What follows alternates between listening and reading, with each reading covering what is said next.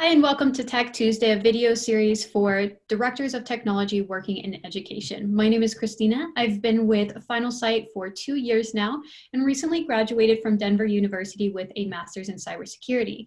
I'm here with Rob Rawcliffe, our resident expert in all things tech. Rob? Hi everybody, my name is Rob Rawcliffe. I've been with Finalsite for 8 years now, and before that I worked in a high school in Connecticut, private high school, and before that I worked at a private boarding school for middle school. And so that did me quite well technology-wise, learning things to give me the tools to use in this job. Awesome. And Rob is very generous in sharing his experience with us here at Finalsite and is also able to apply those to you and what you're going through now.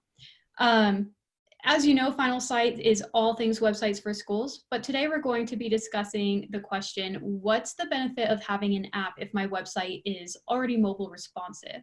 So first, what does it mean to have a responsive website? Yeah, so a responsive website is really something that has kind of matured over the last few years. There used to be a time where you had a mobile site, where you had a site and then you had an app as kind of a companion to the site.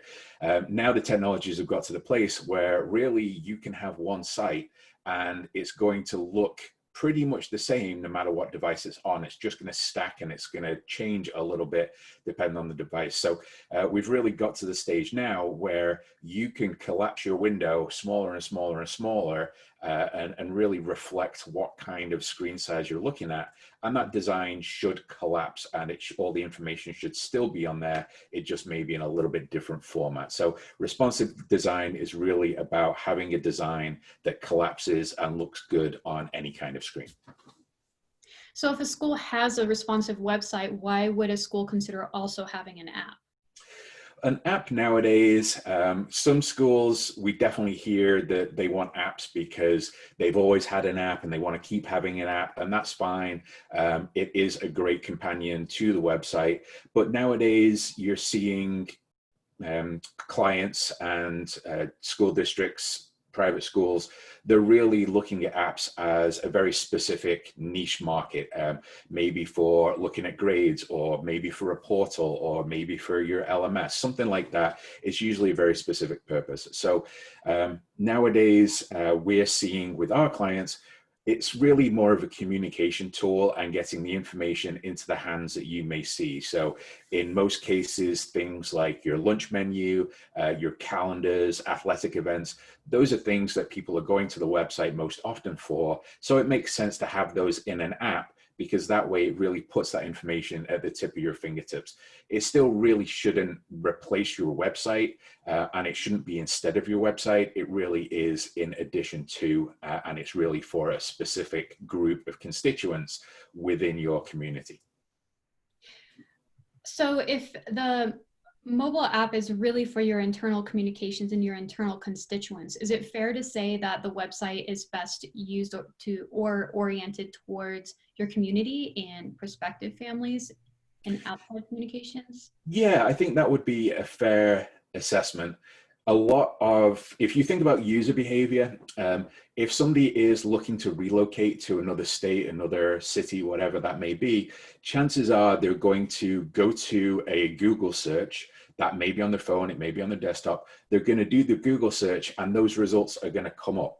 Now, when you have an app and you're relying on people to use the app, that's where things can start to get a little bit complicated, because on one side, you want people to be able to get to that information really quickly. So if you have all your information on the website, that's great.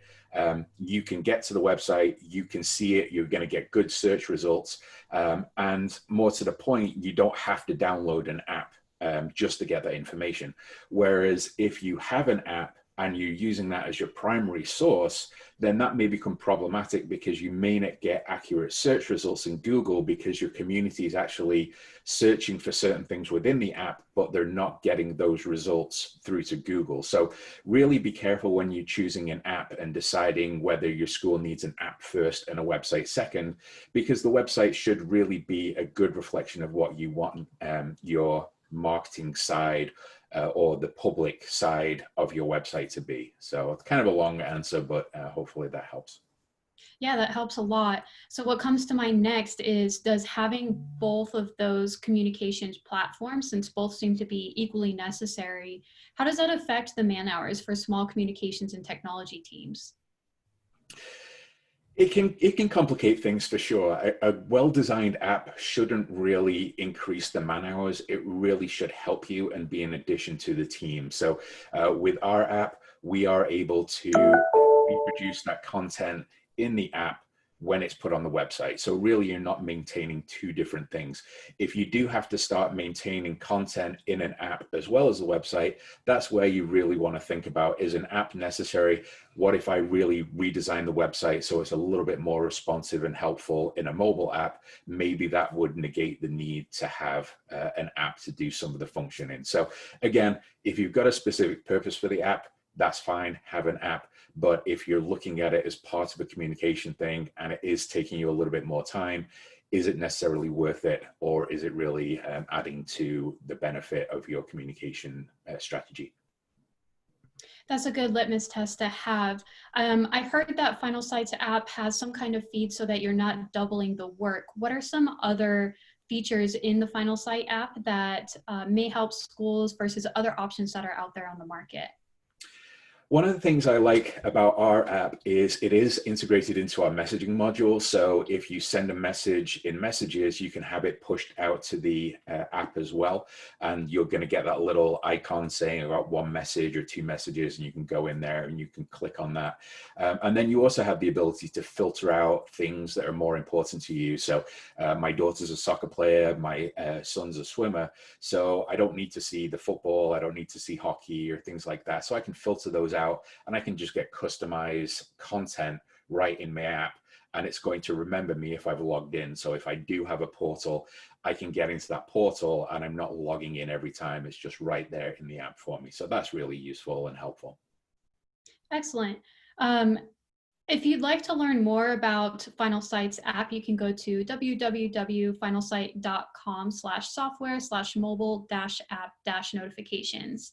If there's anything else that you'd like to learn, feel free to email marketing@finalsite.com.